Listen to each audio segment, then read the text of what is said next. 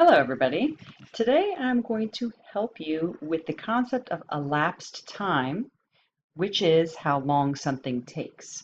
I'm going to show you two different ways that you can find elapsed time using two different types of strategies. So what you see right here is the first one, and it's called a T chart. And you can tell it's a T chart based on the shape, which is a T. So we're going to solve the following problem that you can see up here in red. Amanda babysat for her neighbor's child on Saturday night. She started at 5 p.m. and finished at 9:30 p.m. How long did Amanda babysit?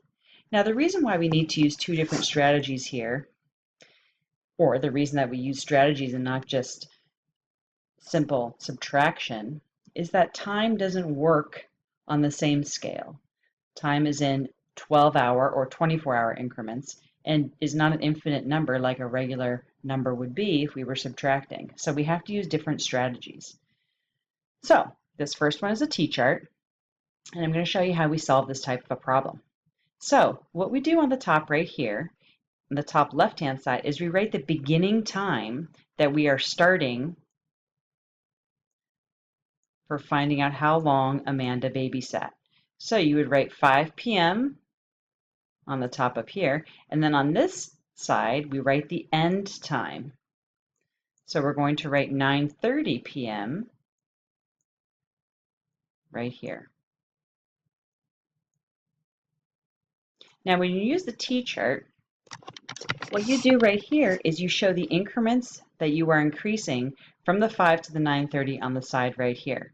So if we start at 5 p.m., from 5 p.m. to 6 p.m.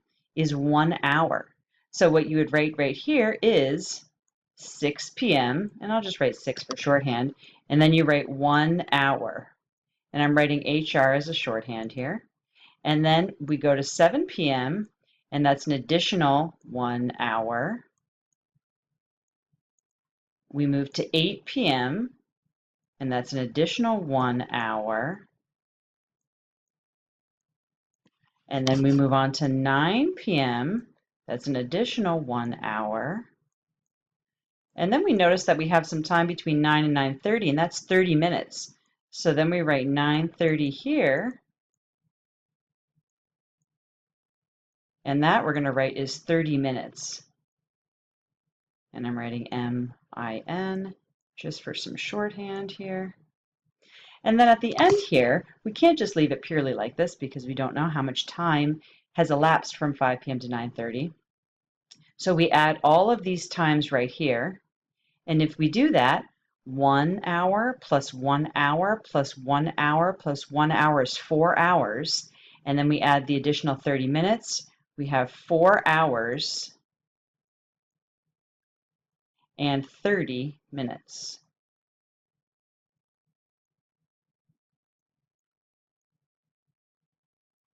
So this is the T-chart. The next strategy I'm going to show you is we're going to use an open number line. So the reason why this is an open number line is it does not have a start or an end, and we get to plug in any times that we want or any numbers that we want on this open number line. So the first thing that we're going to do, let me just adjust this a little bit. The first thing we're going to do is we're going to add a starting point onto our number line. So I have added a tick mark right here, and I'm going to move this in the beginning. And Amanda started babysitting at 5 o'clock. So what I'm going to put right in here is I'm going to put 5. Now, this particular program or applet does not have AM or PM or time differentiation, so I'm just going to put 5. So what we're going to do is 5 o'clock is here, and then she ended at 9:30. So like I said, there's really no particular time stamp for this one, so I'm just going to put 9:30. So what we need to find out is how much time has elapsed from 5 to 9:30. So this open number line is allowing us to what we call do some jumps or some hops here, similar to what we would do on a number line when we're counting. And this allows us to put a hop in here or a time jump. And the time jump that we're going to be jumping is we're going to start just like we did in the other application.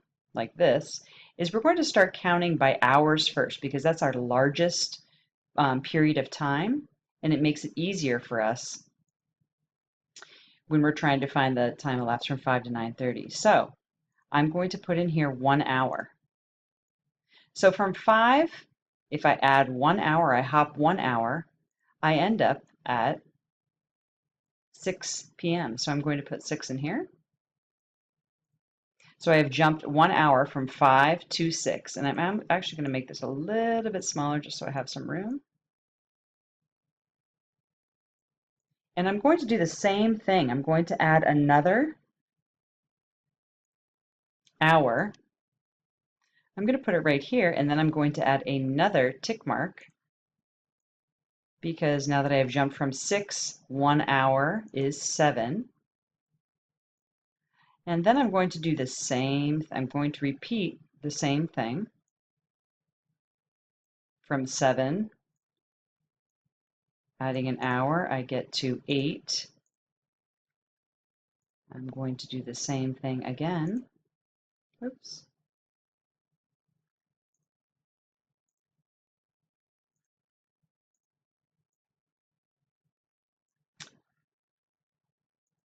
Eight, adding an hour, I get to 9 p.m. And then right here, I need to take another jump, but it's not going to be a complete hour. What it's going to be is a half an hour. So I'm going to make my jump a little bit smaller so I can see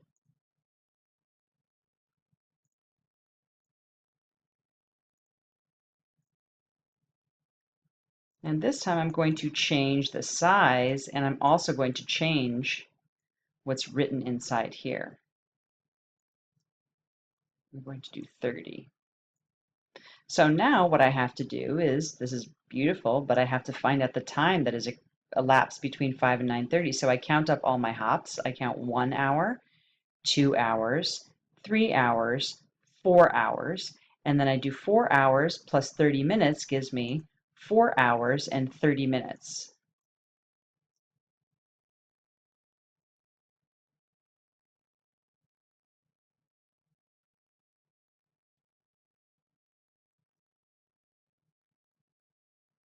So as you can see right here, there are two different ways that I showed you to be able to find elapsed time.